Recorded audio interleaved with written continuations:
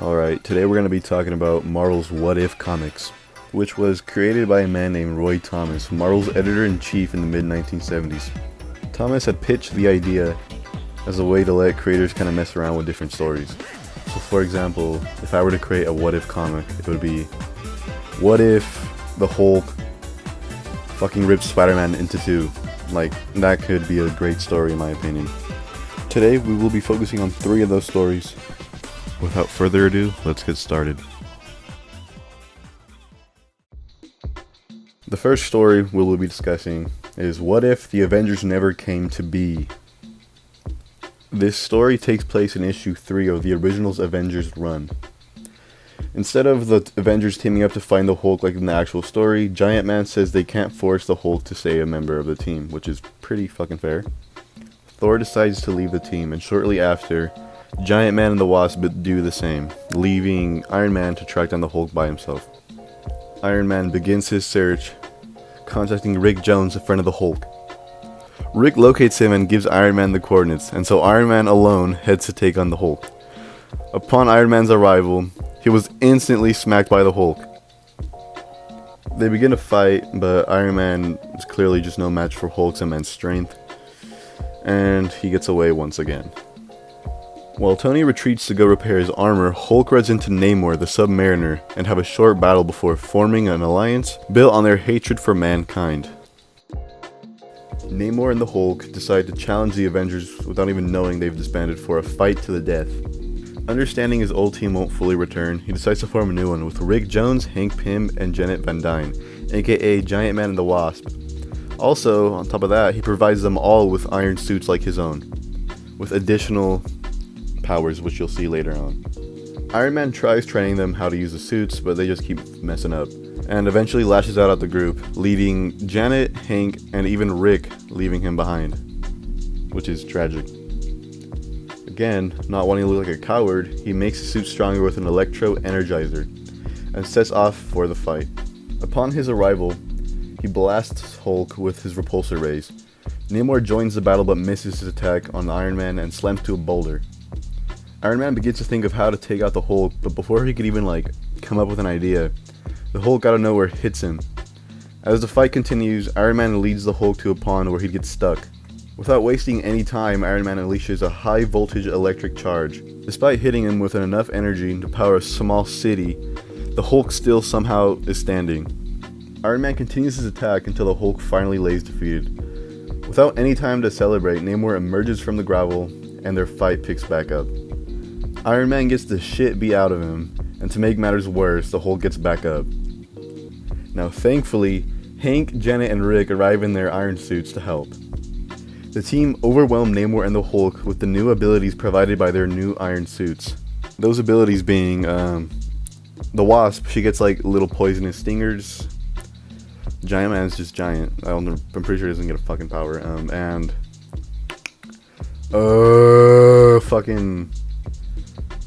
Oh yeah, Rick could phase through things, I'm pretty sure, or turn invisible. But yeah, those are the suit abilities. Giant Man would nearly die fighting the Hulk, but Iron Man would give him the little energy he had left to take on the Hulk once more.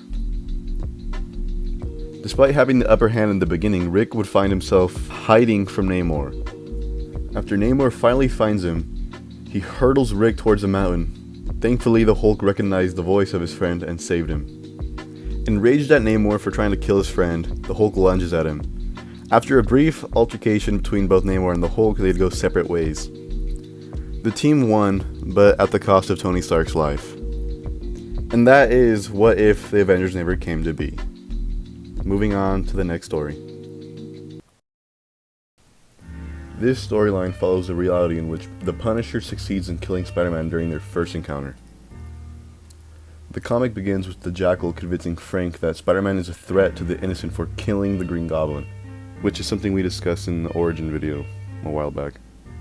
After Jackal promises Frank unlimited funding for his war on crime, he begins his hunt on the Spider-Man. After 10 days, he would finally encounter Spider-Man. Frank would miss all of his shots due to Spider-Man's spider sense, forcing Frank to retreat. Frank later devises a plan to trick Spider-Man by setting up a Doc Ock dummy filled with explosives. Before Spider-Man can react, Frank detonates the explosives, killing Spider-Man instantly, which is honestly fucking insane that he even fell for that to begin with. Frank discovers that Spider-Man was never a threat, just a college kid and photographer for the Daily Bugle. Frank now goes after the Jackal for making him kill an innocent man. He shows up at the Jackal's base, but the Jackal is nowhere to be found. The cops storm in after Frank. Not wanting to kill more innocent people, he fires off at the cops to make them duck and cover. As time went on, Frank Castle would be targeted by many of Spider-Man's allies, like the Human Torch, Daredevil, Hellcat, Luke Cage, Captain America, The Thing, and Hawkeye. And you know damn well he got bodied by most of them. While on the run, the Vulture would find Frank and introduce him to Spider-Man's other villains. They applaud Frank, but he was having none of that, and just started killing them all.